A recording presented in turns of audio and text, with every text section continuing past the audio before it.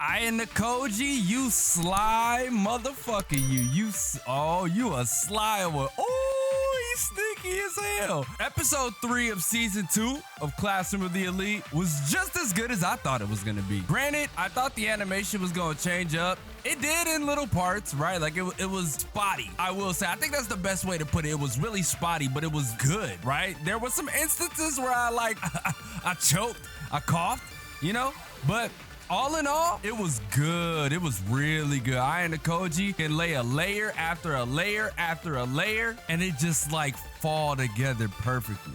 And honestly, the more that I think about this, the more I am on the side of what you guys were saying and why Karuizawa makes such a decent pairing with AYANOKOJI and why it works because of what she's able to do. And actually, interestingly enough, Ryuen is the one who pointed it out at the end of the episode about Horikita and how transparent and, instead of using transparent, I know that's the right word to use, but you can see through her easily. She's still immature. You see it all, right? Ryuen pointed that shit out. That's why he said he was making her his next target. I thought that was very intriguing. I like it. But anyway, enough about that. Let's get back to AYANOKOJI. This motherfucker is a deviant. He set up Kay getting bullied again, this time getting the shit kicked out of her. Not really the shit kicked out of her. I like adding somebody getting the shit kicked out of him for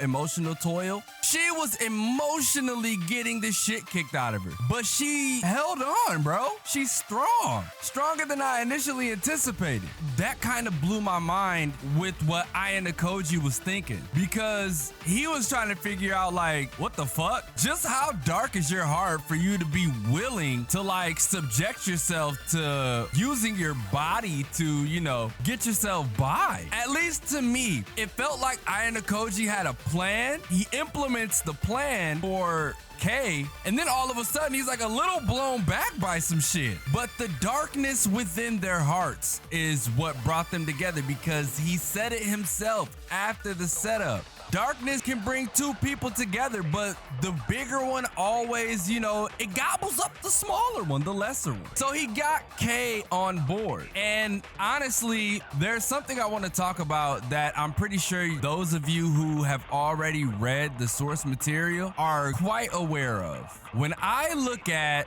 the ED and it shows the butterfly, I take this butterfly symbolism a lot different than what it probably was implied for, but the butterfly was flying through a lot of people. And as you get to the end, it reaches AYANOKOJI. And to me, AYANOKOJI represents freedom for Kay. That's just what I took from it, but it could mean something else. But anyway, AYANOKOJI let her in on the plan. It's yo, it's some shit we gotta do for our class to rise them to the top of the ranks. And with you taking lead of the girls, and he didn't say it, but I'm pretty sure he was probably in his head and with me being the mastermind behind all of it. Speaking of masterminds, there's some shit I want to talk about in a little bit after this. I'll be puppeteering from behind the curtains, master puppeteer AYANOKOJI in this bitch. And it's crazy. I didn't even have to wait midway through the episode, right? When we found out that Kay was the VIP, right? I didn't even have to second guess myself, because I've been calling this shit since episode 1, right? Y'all remember? I've been calling it the whole time, been calling the shots the whole time. I knew Kay was gonna be the VIP. It was either her or AYANOKOJI. And funny enough, they tried to fucking do a 3-man weave. I don't know if any of y'all played basketball in y'all spare time or played in high school or, did any type of practice and shit for AAU and shit, but there was a 3-man weave, so they tried to hand it off, boom, boom, boom, boom. It didn't really work because Ichinose, whom we all adore, saw through that shit. But I digress. So they tried to set it up in that fashion, and it worked. But Ichinose is quite brilliant, I will say, because I have a feeling that even she knows that AYANOKOJI is pulling the strings behind everybody. I think she's just waiting for AYANOKOJI to tell her, but he'll never tell her unless... Nah, let me stop.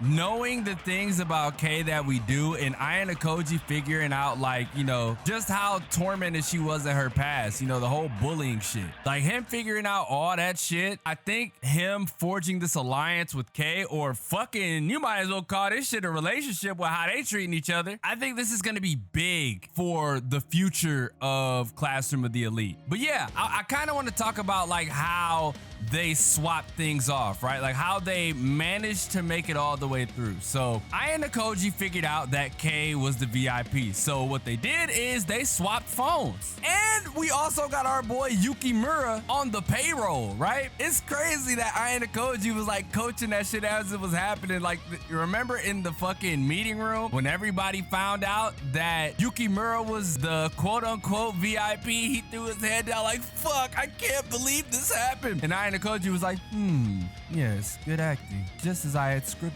long ago. I thought that shit was fucking hilarious, bro. Who would have thought that Yukimura would have got in on the plan? And not to mention, they swapped SIM cards, right? That SIM card swap was fucking genius, because who would have thought of that shit? Especially with what Kay was talking about, saying, hey man, our school phones are locked in our phones. We can't get through that shit. And he was like, hey, there's nothing that classroom points can't buy. And it took us back to the reason that he met with the teacher, right? The homeroom teacher, was to buy the fucking way to unlock the phones.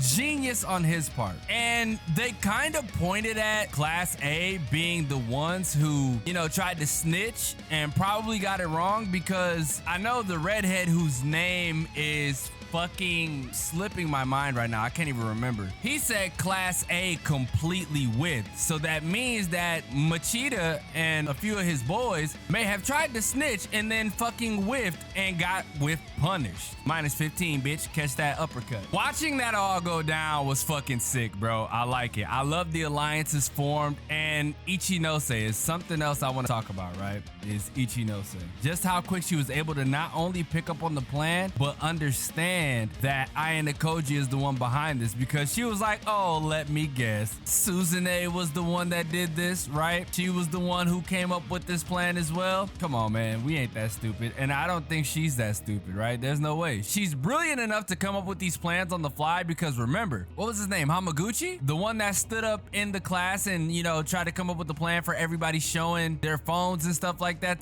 to figure out who the VIP was. Even AYANOKOJI knew that Ichinose came up with that plan. So for her to be able to come up with that plan and make it seem like Hamaguchi is the one that came up with that plan, there's no way that she wouldn't be able to figure out who's really puppeteering Class D. And then this is where we get to Ryuen, right? Exposing that Kushida was the VIP for that group, right? I thought it was interesting because he was like, you can't hide anything. You're so transparent. We can see right through you. And that dawned on me as to why AYANOKOJI can't trust her with shit and why she's not the one. Very intriguing. I like the direction, right? I like the direction, because in order for AYANOKOJI to do what he has to do, he has to have somebody that he can confide in that's going to get the job done regardless of the situation and, you know, all the intangibles that we have to deal with. There's no way he's trusting Suzune, and it makes sense. It makes the most sense. I'm so glad that, you know, things are unfolding this way now, because I get to actually use my brain and pick apart the reasonings as to why things are the way they are and how things will progress further on from here. But Ryuen, man, I don't know.